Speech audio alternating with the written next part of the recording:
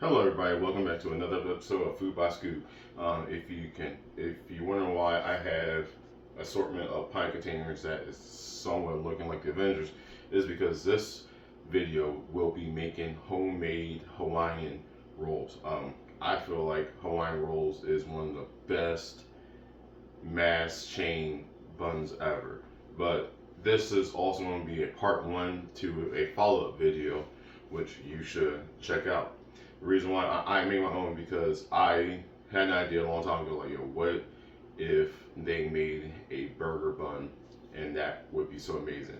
I bought it, and unfortunately, which I come to realize that I think they use a different recipe because it is not the same.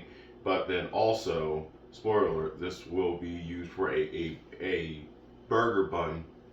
I was at the movies recently, and AMC has a partnership with the King Hawaiian Roll Company. So essentially, they are selling burgers with the bun. So, well, why not make this at the time of this recording? Memorial Day is still a few weeks away. This is part of my little series that I got going on to be a little bit faster, have some fun.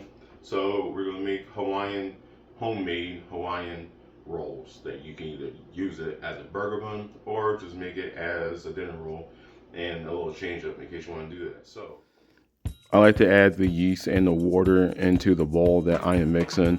That way I am not wasting any yeast that will affect the dough recipe. Also, warm water isn't necessarily, as long as you let it sit for 5-10 minutes, it will still have a good effect.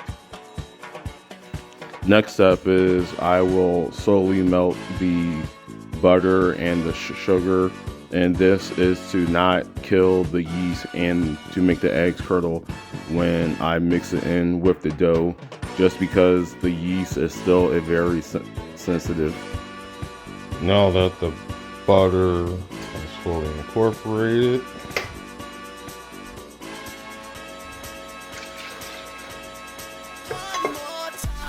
next up after that, I will add my flour.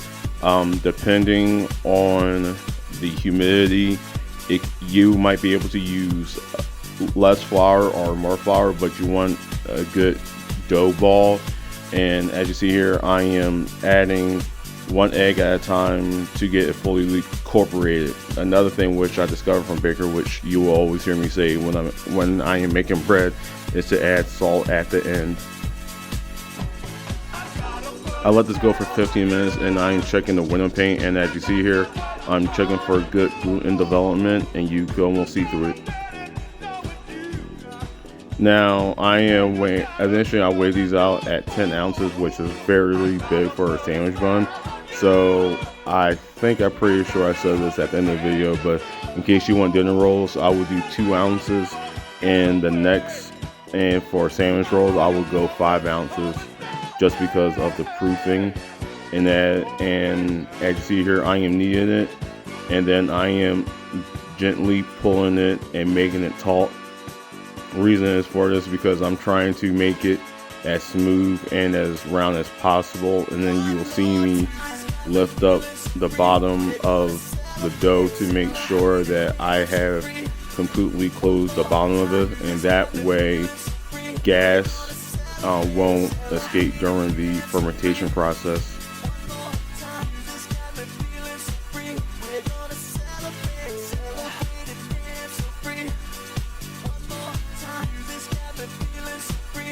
So initially in the first part, I will let it rise for 2 hours, and then after the portioning part, I will let it proof again for another hour until it doubles in size.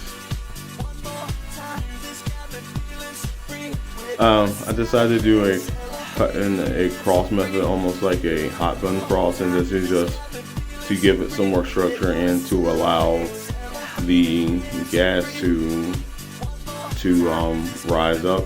Afterwards, funny enough, I am lacking a pastry crust, so I just did a simple egg wash of egg yolks and water, or in the case, a whole egg. Then I baked it for 350 for 10 to 15 minutes, and I put them on a cooling rack until they're golden brown.